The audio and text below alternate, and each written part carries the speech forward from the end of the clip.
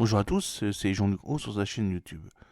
Aujourd'hui, nous allons parler des 1000 salariés redéployés à Thales Alenia Space qui sont confrontés à la baisse du marché des satellites de télécommunications.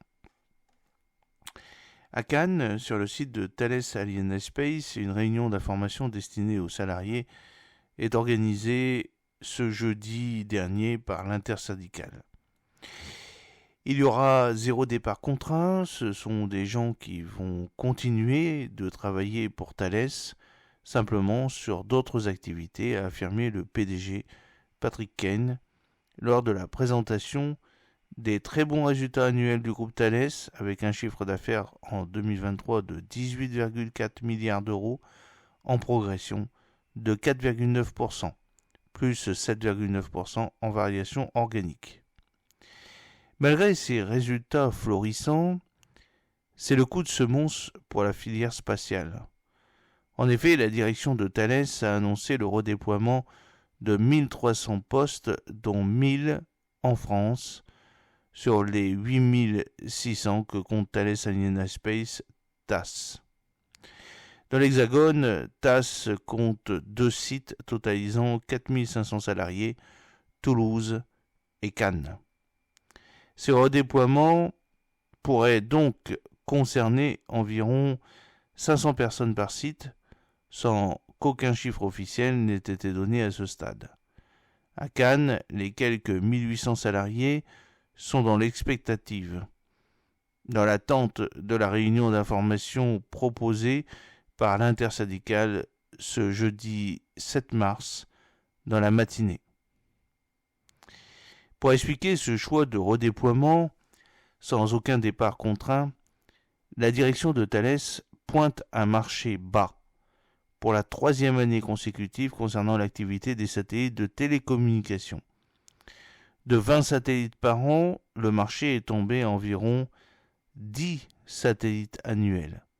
Or, cette branche télécommunications civiles représente environ 700 millions d'euros, soit un tiers du chiffre d'affaires de TAS, qui est de 2,2 milliards d'euros.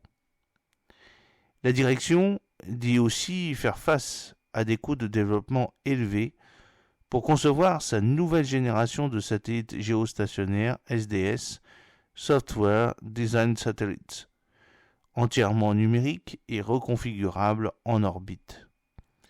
Cette nouvelle génération de satellites géostationnaires flexibles, les SDS, représente en production une charge de travail très inférieure à la charge requise pour fabriquer un satellite géostationnaire classique. Dans ce contexte, la direction indique s'adapter à une situation de sous-charge et aux conditions actuelles du marché. Quel avenir pour ces 1000 salariés redéployés en 2 ans ? D'une part, la mobilité interne au sein des différentes entités de Thales, d'autre part, la possibilité de rejoindre les centres de compétences d'ingénierie. Concrètement, un ingénieur qui travaillait dans le spatial à Cannes travaillera toujours à Cannes, mais pour d'autres secteurs.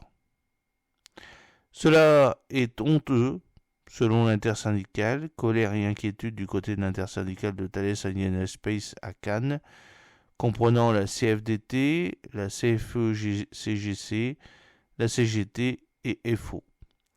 Colère car il y avait déjà un processus engagé de gestion active de l'emploi, GAE, qui concernait 316 personnes en France. Aujourd'hui, il est triplé à 1000, estimation de 300 départs anticipés à la retraite et 700 transferts en mobilité. La crise des satellites de télécommunications civiles date de fin 2020. En 2024-2025, il y a assez de charges pour occuper les 4500 salariés de Cannes de Toulouse.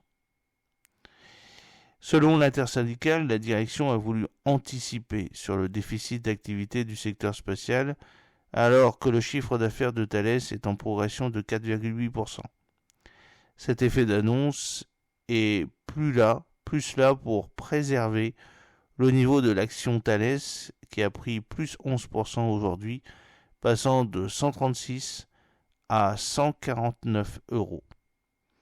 Que pour s'atteler réellement à nos problématiques techniques et opérationnelles. Pour nous, c'est honteux, en dessous du raisonnable. Inquiétude aussi sur les conséquences de ces redéploiements humains. On craint que les programmes en cours soient déstaffés et que les salariés restants soient mis sous pression. Enfin, la mobilité interne a ses limites pour les syndicats. Ces salariés sont venus travailler dans le spatial, tout le monde n'est pas interchangeable, ce n'est pas tenir compte des aspirations de chacun et surtout de leurs très grandes compétences.